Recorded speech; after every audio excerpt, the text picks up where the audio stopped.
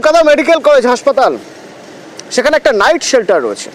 এই night shelter কেন না, রোগীর পরিজনরা তারা যাতে রাতে থাকতে পারেন, তারা যাতে একটা আশ্রয় পান তার জন্য। কিন্তু তারা তো সেখানে ভয়ই থাকতে পারেন না। কিসের ভয়? সেখানে নেশার আসর বসে। অভিযোগ উঠছে নেশার আসর বসে এই কলকাতা মেডিকেলের নাইট শেল্টারে।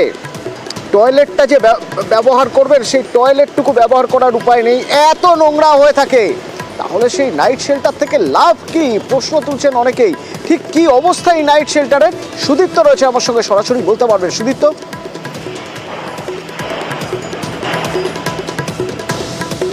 একদমই তাই অতনু, আমি এই মুহূর্তে একেবারে রাত্রি নিবাসের ওখানে দাঁড়িয়ে রয়েছি। কলকাতা মেডিকেল কলেজের 1 নম্বর গেট দিয়ে ঢুকে এমার্জেন্সির ঠিক পাশেই যে রাত্রি নিবাস, সেই রাত্রি নিবাসে দাঁড়িয়ে রয়েছি।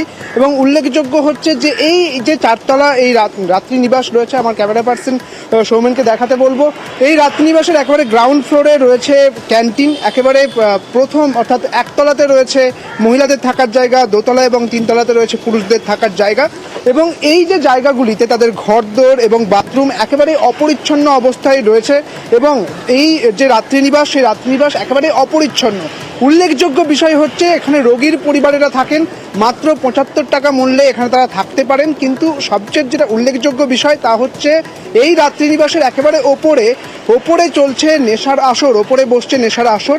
এবং এমনটাই ছবি কিন্তু উঠে এসেছে, কারণ ওপরে নেশার দ্রব্য ছড়িয়ে ছিটিয়ে রয়েছে। এবং পাশাপাশি যেটা একেবারে উল্লেখযোগ্য যে যেখানে রোগীরা রয়েছেন, অর্থাৎ রোগীর পরিবারেরা যেখানে রয়েছেন, যে সমস্ত ঘরে রয়েছেন, সেই সমস্ত ঘরের যে বেড, সেই বেড কিন্তু একেবারে অপরিচ্ছন্ন। পাশাপাশি যে বাথরুমগুলি রয়েছে তাও কিন্তু একেবারে রোগীর পরিবার যাদের অভিজ্ঞতা হয়েছে এই রাত্রিবাস নিয়ে বা নাইট শেল্টার নিয়ে, কি বলছেন একবার শোনা যাক। জলপাইগুড়ি থেকে এখানে আছেন। রুগী নিয়ে কত টাকা লাগে?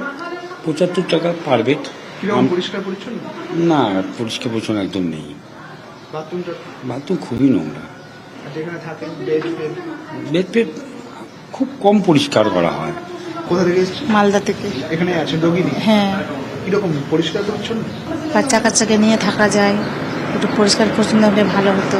পরিষ্কার পরিচ্ছন্ন ঝাড়টার দেওয়া হয়, ওই মাঝে মধ্যে রোজ দেওয়া হয় না, 2-3 দিন ছাড়া অন্তর একবার করে দিয়ে যান। নিজেদের করে নিতে হয়?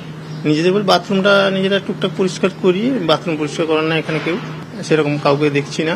আমরা যিনি দায়িত্বে আছেন ওনাকে বলেছি কয়েকবার, সেরকম কেউ আসে না।